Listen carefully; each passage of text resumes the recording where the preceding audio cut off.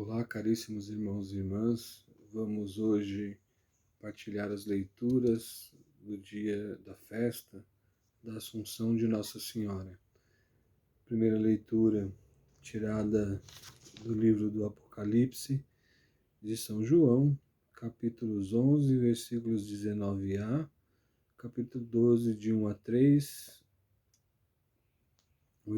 A segunda leitura é tirada da carta de São Paulo aos Coríntios, capítulo 15, versículos 20 a 27a, e por fim o de, Evangelho de São Lucas, 39 a 56. Então vamos ouvir o Evangelho. Naqueles dias, Maria partiu para a região montanhosa, dirigindo-se apressadamente a uma cidade da Judéia. Entrou na casa de Zacarias e cumprimentou Isabel. Quando Isabel ouviu a saudação de Maria, a criança pulou no seu ventre e Isabel ficou cheia do Espírito Santo. Com um grande grito exclamou: Bendita és tu entre as mulheres, e bendito é o fruto do teu ventre. Como posso merecer que a mãe do meu Senhor me venha me visitar? Logo que a tua saudação chegou aos meus ouvidos, a criança pulou de alegria no meu ventre. Bem-aventurada aquela que acreditou, porque será cumprido o que o Senhor lhe prometeu. Então Maria disse: A minha alma engrandece ao Senhor, o meu espírito se alegrou em Deus meu Salvador, porque olhou para a humildade de sua serva. Doravante todas as gerações me chamarão bem-aventurada, porque tu Todo-Poderoso fez grandes coisas em meu favor.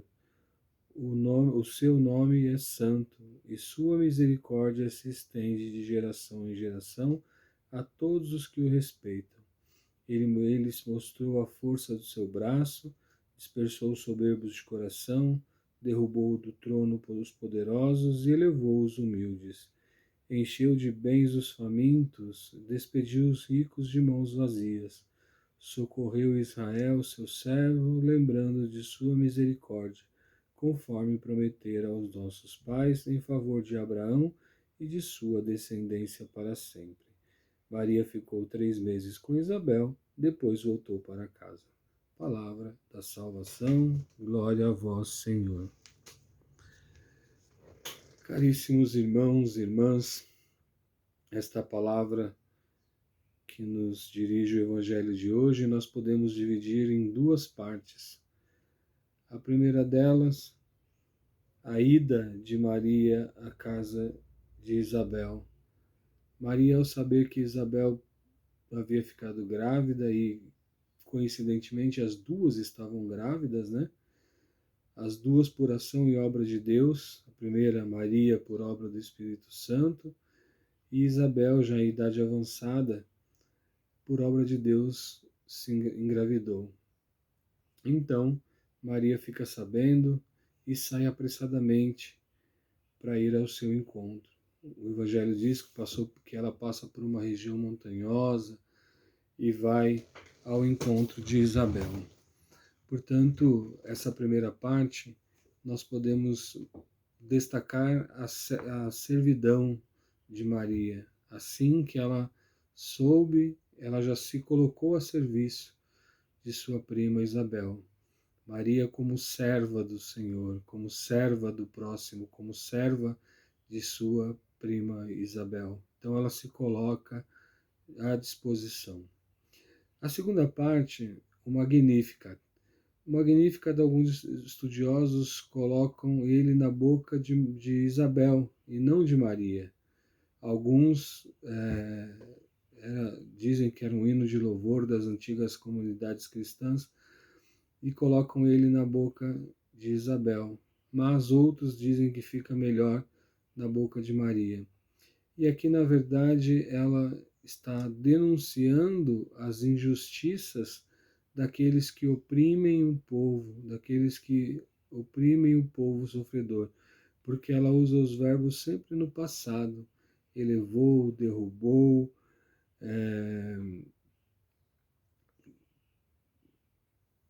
então ela usa todos os verbos, dispersou, derrubou, elevou, encheu. Então, ela usa os verbos sempre no passado.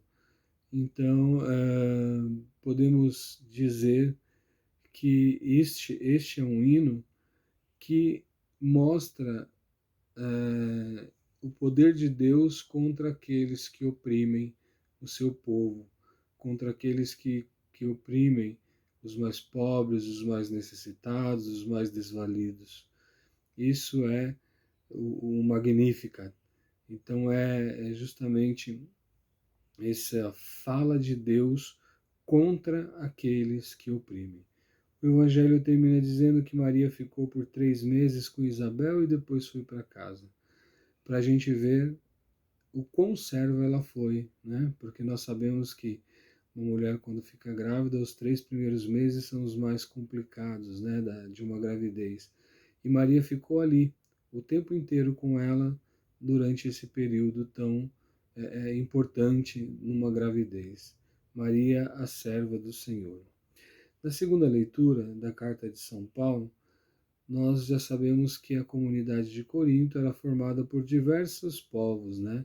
Tinham pagãos, ex-judeus, e esse povo, eles queriam, muitas vezes não tinham saído da sua cultura antiga e aderido completamente ao cristianismo.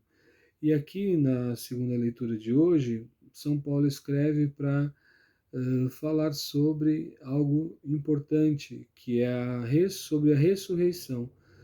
A comunidade de Corinto estava em dúvida sobre a ressurreição. E eles, negando a ressurreição, certamente também negam a ressurreição de Jesus, né? Então São Paulo escreve que Jesus ressuscitou como primícias, ou seja, como primeiro, né? Primícias eram os primeiros frutos de uma colheita que eram oferecidos a Deus. Então Jesus ressuscitou por primeiro, foi aquele que primeiro ressuscitou, e depois nós também ressuscitaremos por ocasião de sua vinda, de sua nova vinda.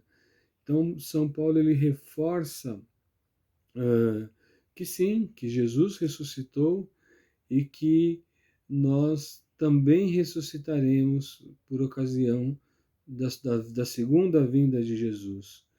Ele reforça isso e diz ainda que quando o último inimigo estiver debaixo dos seus pés, aí sim ele destruirá também a morte. Com efeito, Deus pôs tudo debaixo de seus pés. Ou seja, Jesus vai combatendo todos os inimigos e o último inimigo a ser combatido é a morte. Ou seja, combatendo a morte, ele nos garante a ressurreição, nos garante a vida eterna. E na primeira leitura, nós vimos a luta, narro a primeira leitura do livro do Apocalipse, é um dos 3 sinais, né, que constam no livro do Apocalipse. A gente vê uma mulher poderosa, porque ela tem a lua debaixo dos pés, ela tem uma coroa de 12 estrelas, tem o sol, ela está vestida de sol. Então a gente já percebe a figura de uma mulher poderosa enfrentando um dragão, e esse dragão, ele não é, ele é um dragão que incompleto, né? É uma força do mal incompleta, porque a sua cauda varria a terça parte das estrelas. Ou seja, ele não tinha força total para varrer todas as estrelas, mas varria somente a terça parte. Outro ponto que mostra que não é que esse dragão não é tão poderoso assim, é porque o texto nos diz que ele tinha 7 cabeças e 10 chifres, ou seja, mostra que ele é incompleto, que ele fica incompleto diante de uma mulher tão poderosa. E esse dragão, ele para diante da mulher que estava para dar à luz e pronto para devorar seu filho, logo que nascesse. A leitura diz ainda que ela deu à luz ao filho homem, que veio para governar todas as nações com cetro de ferro, mas o filho foi levado para junto de Deus. Quem é essa mulher? Quem é essa mulher que enfrenta esse dragão para proteger o seu filho? A gente não pode fazer uma leitura aqui desses textos sem relacionar essa mulher a Maria, que protegeu Jesus, que nos deu Jesus, entregou Jesus a Deus. Então, essa mulher que enfrenta esse dragão, que em princípio parece um grande, né, um grande monstro, mas ela, com toda a sua coragem, com toda a proteção que está sobre ela, enfrenta e vence esse dragão. Caríssimos irmãos e irmãs, o que fica para nós dessas leituras desta manhã? Devemos sempre nos colocar a serviço. A serva que Maria foi serve para nós de exemplo, para que nós possamos sempre sermos servos, sempre nos colocarmos a serviço dos mais necessitados e dos mais pobres. Assim como Maria se colocou diante de sua prima que precisava de sua ajuda, nós também podemos, como cristãos, nos colocar a serviço daqueles irmãos e irmãs que mais necessitam de nós. Que estas leituras nos incentivem a sermos cada vez mais servos, assim como Maria foi. Louvado seja nosso Senhor Jesus Cristo, para sempre seja louvado.